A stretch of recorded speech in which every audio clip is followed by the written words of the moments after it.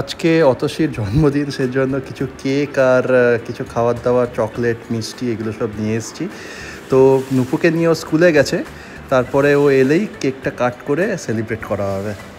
Happy birthday to you, happy birthday to you, happy birthday to Atasi, happy birthday to you. ক্ল্যাপি করো।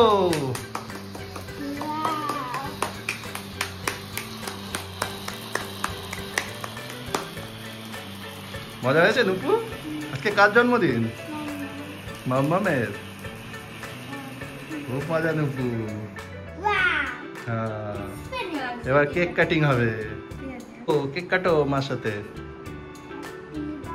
Day to you, happy birthday to you, happy birthday dear Atasi, happy birthday to you.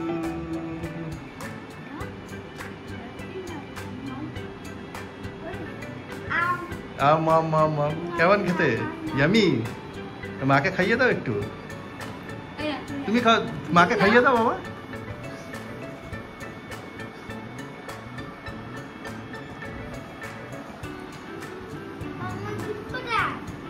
আজকে তো মার জন্মদিন, আজকে সব মার gift. তোমাকে গিফট দিল যে এই যে গাড়িটাই দিল, ডাইনোসর গাড়ি চালাচ্ছে।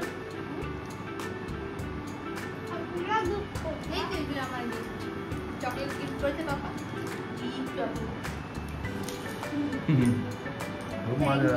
থ্যাংক ইউ পাপা।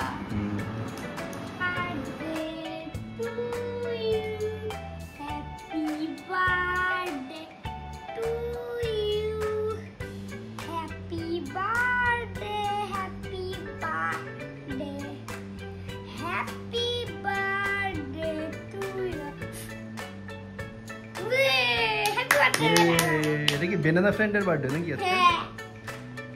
আচ্ছা, মার জন্মদিন আর বেনানা ফ্রেন্ডের জন্মদিন একই দিনে? হ্যাঁ। এটা কি কেক নাকি? কালকে মার জন্মদিন, আজকে এটা কি কেক? হ্যাঁ, কেক।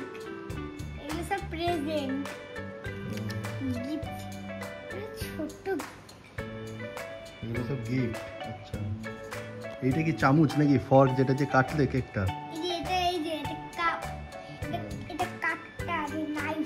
কেকে এসছে ফ্রেন্ড, কারো বেনানা ফ্রেন্ডের কেকে ফ্রেন্ড এসছে।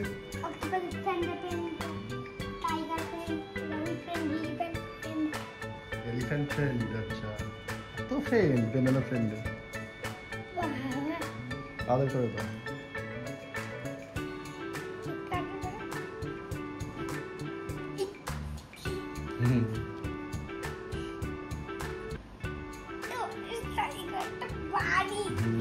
টাইগারটা তো ভারী হবে। রামু হাতিকে নিয়ে আসো। হাতি ভারী হবে না? চাপা পড়ে যাচ্ছে তো বেনানা ফ্রেন্ড।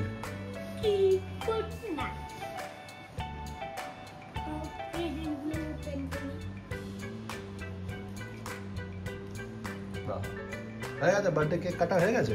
হ্যাঁ, হয়ে গেছে। এবার রেখে দাও।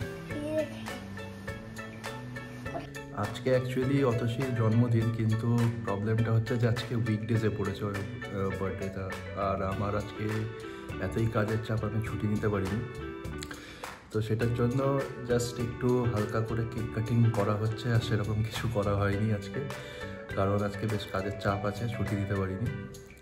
তো সেটার জন্য যেটা ঠিক করেছি হচ্ছে, কালকে অতসীর যে বন্ধুবান্ধব আছে তাদেরকে আমি বাড়িতে নেমন্তন্ন করেছি দুপুরে লাঞ্চে। তো দুপুরে কালকে হোমমেড বিরিয়ানি হবে আর চিকেনের কিছু আইটেম হবে।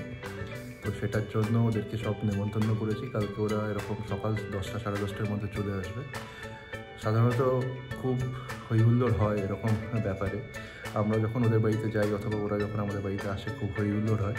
তার কারণ হচ্ছে যে প্রচুর বাচ্চা কাচ্চা আসে, তো বেশ জমজমাট ব্যাপার হয় আর কি। আমি মোটামুটি কালকে সকালে ঘুম থেকে উঠে একটু বাজারে যাব, ফ্রেশ চিকেনটা নিয়ে আসবো, আর অন্যান্য যে বিরিয়ানির যে উপকরণ আছে সেগুলো অতসী মোটামুটি আগে থেকেই এনে রেখেছে, তো সেসব নিয়ে চাপ নেই। তো কালকে একটা বেশ জমজমাট ব্যাপার হতে চলেছে, আর আমরা সাধারণত এইভাবেই সেলিব্রেট করি। সব কিছুই প্ল্যান মাফিক এগোচ্ছে, এবার কালকে সকাল হওয়ার অপেক্ষা। সবাই কালকে আসবে, খুব মজা হবে। অতসী ফিশ ভালোবাসে বলে সেই জন্য বেশ কয়েকটা বড় সাইজের পমফ্রেট মাছ এনেছিলাম আজকে। তো রাত্রিবেলায় ওইগুলোই ফ্রাই করে খাওয়ার একটা প্ল্যান হয়েছে। তো আমার অফিসের কাজ শেষ হয়ে যাওয়ার পরে আমি পমফ্রেট মাছগুলো প্রিপেয়ার করা শুরু করেছি। জাস্ট একটু মাঝখান দিয়ে ছুরি দিয়ে কাট করে দিয়েছি, তারপরে যে সাধারণত যে মশলাগুলো দেওয়া হয়, একটু নুন, তারপরে একটু তন্দুরি মশলা দিয়েছি, একটু লঙ্কা গুঁড়ো দিয়েছি আর হালকা লেবুর রস, এইগুলো দিয়ে বেশ কিছুক্ষণ ম্যারিনেট করে রাখলাম পমফ্রেট মাছগুলো। তারপরে আস্তে আস্তে আমি তেলটা গরম করলাম, একদম হাই ফ্লেমে মাছগুলো ভাজতে হবে।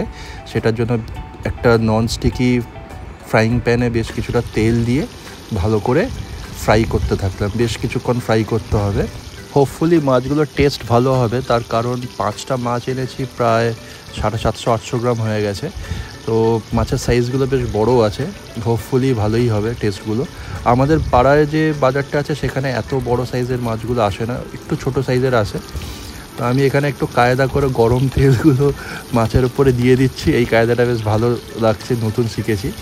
তো মাছটা বেশ ভালো করে একটু ফ্রাই করে নেওয়ার পরে আস্তে করে লেবু আর পেঁয়াজ নিয়ে সার্ভ করলাম, বেশ ভালোই টেস্টি হয়েছিল। তো অতসী খুব খুশি হয়েছে।